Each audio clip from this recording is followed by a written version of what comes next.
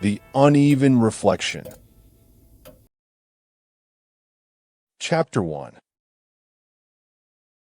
The distorted reflection.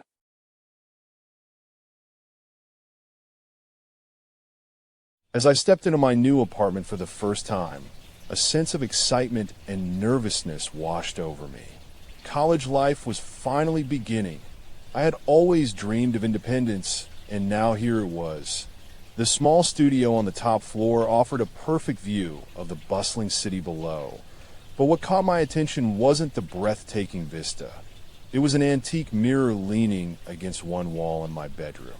Its ornate, golden frame and peculiar shape made it stand out amidst the modern furniture.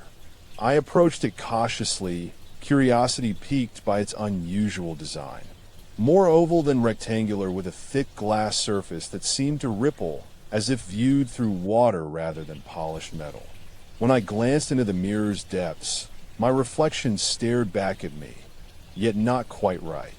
The features were distorted, warped in ways both fascinating and unsettling.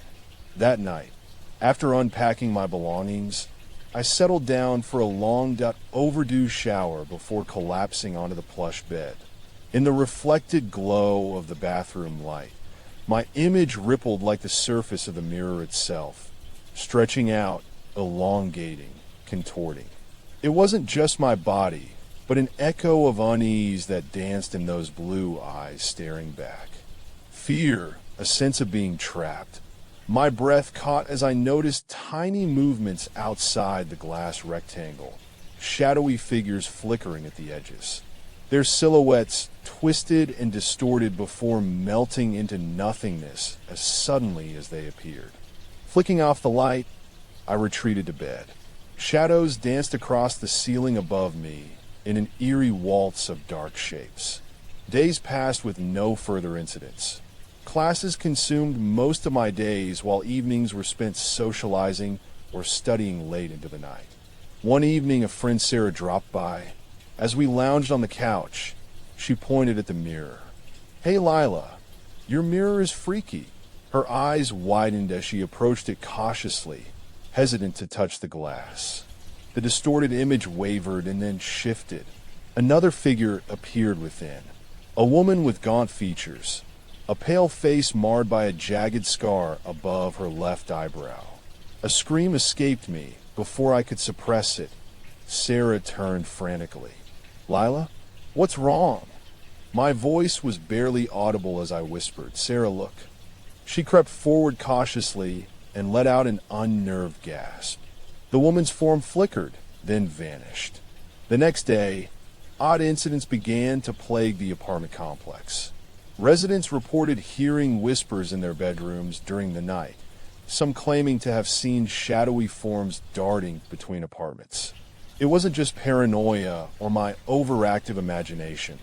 I heard it too, an eerie murmuring, a constant drizzle of unspoken words. My professor's voice echoed through my mind as he discussed folklore. The mirror being a portal, some kindling evil spirits. That night, I kept vigil as moonlight cast sinister shadows on the walls. A rustle from behind had me scrambling for a flashlight. An open closet revealed nothing but clothes spilling to the floor. As I rehung them, something brushed against my back. Light, ethereal yet substantial. In the mirror's reflection, it was there, long and sinuous, with iridescent colors dancing along its length. My heart thundered in my ears as it coiled around me, wrapping me tightly before vanishing. Sarah came over that evening. She brought a friend who insisted on checking out the curious mirror. Both of us fled after witnessing a figure resembling my own self, but with hollow eyes and an open mouth in its gaping wound. Sarah called me late at night, frantic. Whispers were louder than ever, echoing down the hallways.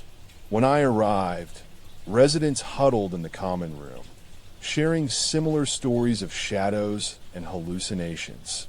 The apartment manager assured us it was mere renovation noise, but something else hung heavy in the air, a menacing presence palpable. That night, under full moonlight, my bedroom door creaked open. A gust of icy air brushed by me, carrying an otherworldly stench.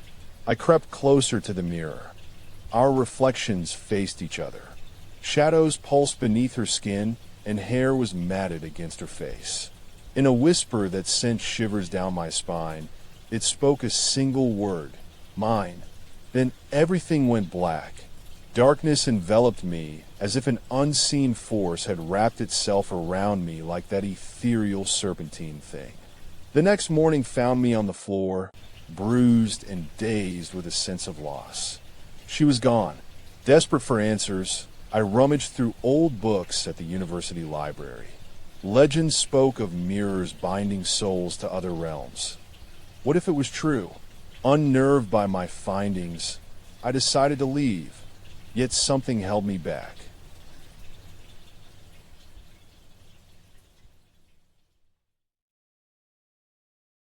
Chapter 2. The Uneven Echo.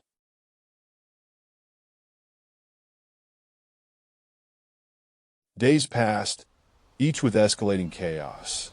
Eerie laughter echoed down corridors and taps thudded through the night. Sarah stopped by, her usually vibrant eyes clouded. Lila, ever since that night, I've seen things. Faces pressed against my door while I slept. Her voice cracked as she detailed an unseen force's attempts to breach our rooms. Shadows darted from doorways. Whispers grew louder in my ear when alone. A new resident claimed seeing me wandering the empty halls. It was then that strange markings appeared on my arms, swirling patterns like the shadows I saw in the mirror. Symbols of a language unknown to me, but chillingly familiar. Sarah arrived, and we tried to decipher their meaning. As night fell, I settled for bed with a book I'd discovered, an ancient tome detailing demonic possession through mirrors. A chill coursed down my spine as whispers grew louder, echoing through my ears like a maddening chant. Shadows undulated beyond the glass, elongated fingers clawing at it. A scream pierced the night when Sarah's door thudded open and slammed shut. I rushed over. She lay face down on her floor, muttering words that made no sense amidst the constant murmurs. Something had claimed her. The mirror was the epicenter of this chaos. Yet how? I sought answers in the dusty tome, rituals to banish malevolent spirits, pleading for peace with ethereal voices and casting out darkness. A strange compulsion drove me back upstairs, forcing open my bedroom door. Shadows coalesced into a figure that leaned against the dresser, eyes aglow as it spoke in raspy tones. "Welcome, Lila." The room grew colder still when a gust carried an unsettling voice. The whispers had become words. Mine took on different meanings depending on the wind. Sarah stumbled in, pale and shaking, babbling about shadowy figures watching her from behind closet doors. As I tried to calm her down, my reflection rippled, shifting, elongating, becoming a grotesque mockery of our faces with gaping wounds on their cheeks. A door slammed shut elsewhere in the complex. The apartment manager's voice boomed through intercoms. "Please, just leave. I want it out." But Sarah whispered, eyes glassy, "It took them, Lila."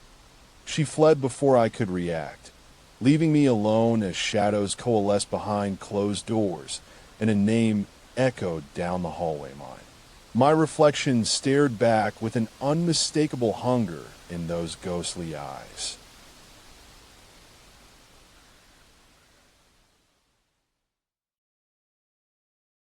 Chapter 3. The Final Reflection.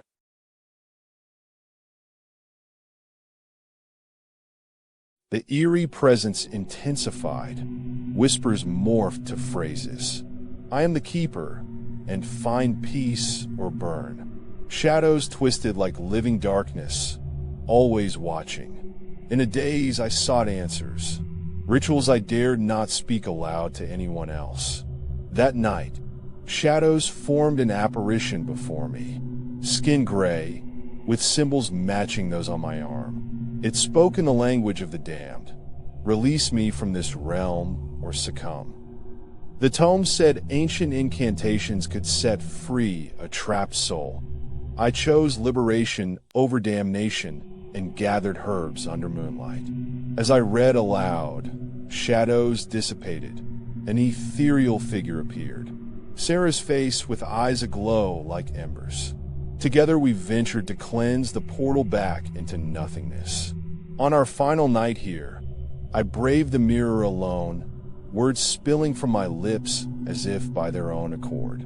Let her go and find peace. My reflection twisted.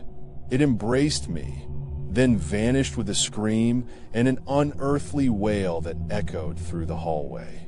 Sarah's eyes found mine in dawn's light. She was the last to leave, forever changed. The manager confirmed her missing. It had taken them all but left my way. I fled under moonlight as symbols faded from skin. We'd escaped together or parted ways, leaving one of us behind for the other. In the vast unknown, our friendship became a light in dark places. And still, the mirror pulsed, hungry, waiting. The room was empty when I returned. The manager's voice spoke through intercoms again. Please leave.